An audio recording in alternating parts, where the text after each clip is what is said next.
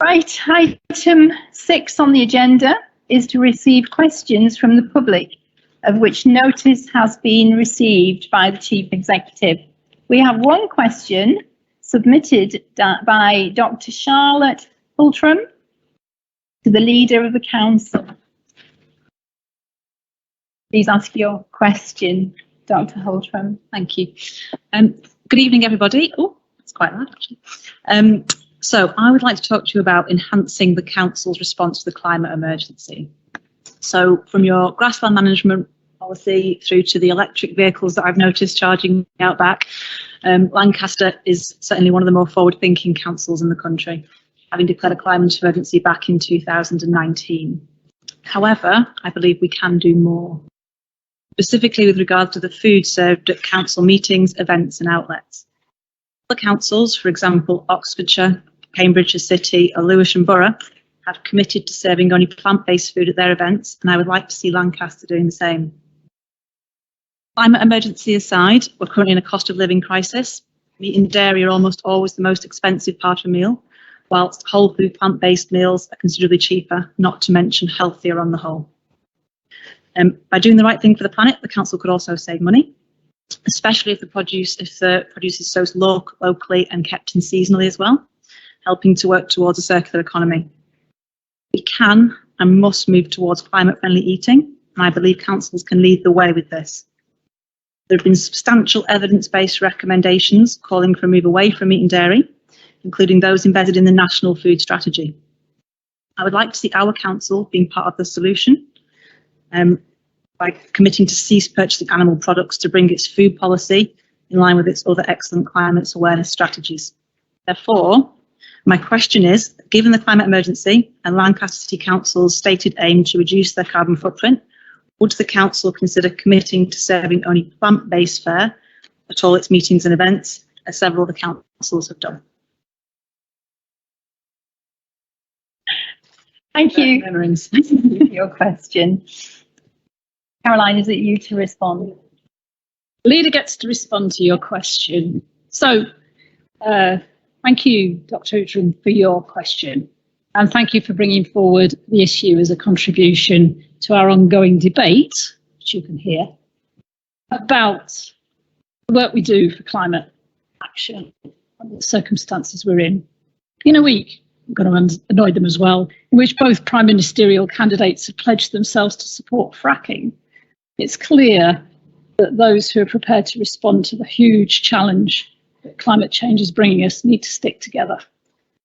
So you asked me, would the council consider committing to serving only plant-based food at all its meetings and events? Well, I think the simple answer to that one is yes, because as a council, excuse me. Can we just let Caroline finish, please? As a council, we are not a council that closes its mind.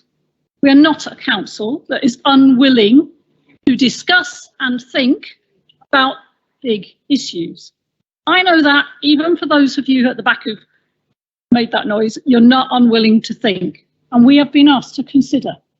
And I understand that that is what you say. Will we consider it? And I would say that we work together. We have as one of our key themes that we're willing to work in cooperation with residents, businesses, other agencies. And as leader of the council, I can say that 5 group leaders within our shared administration will consider that. And alongside that, I talk regularly to our other leaders. And therefore, I don't think they're going to cut me off. They will consider it. Where we go from there will emerge as a consensus as to what we do next, because that's how we do things here. And we'll take this forward with our residents, with the businesses, with our stakeholders, because we have a regular pattern of community conversations, and this is an ideal community conversation.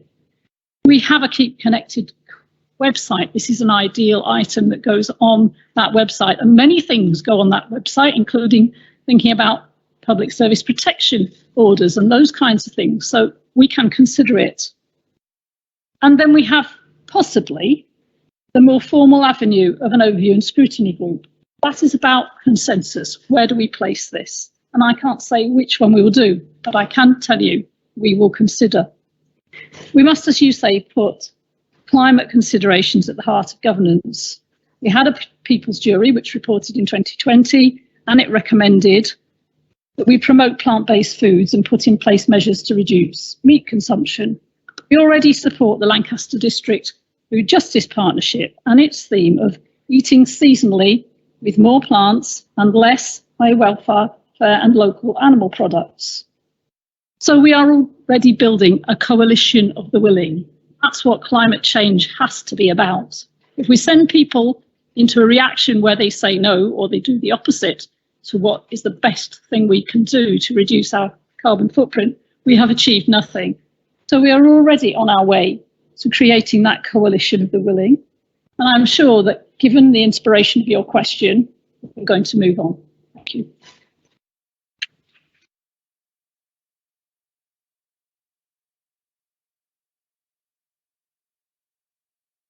Thank you, Dr. Holtram and Councillor Jackson. You're more than welcome to sit through the rest of our meeting. Or No, it's fascinating. yes.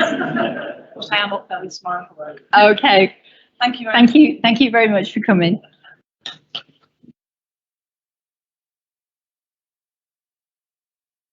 Item 7 is to receive any petitions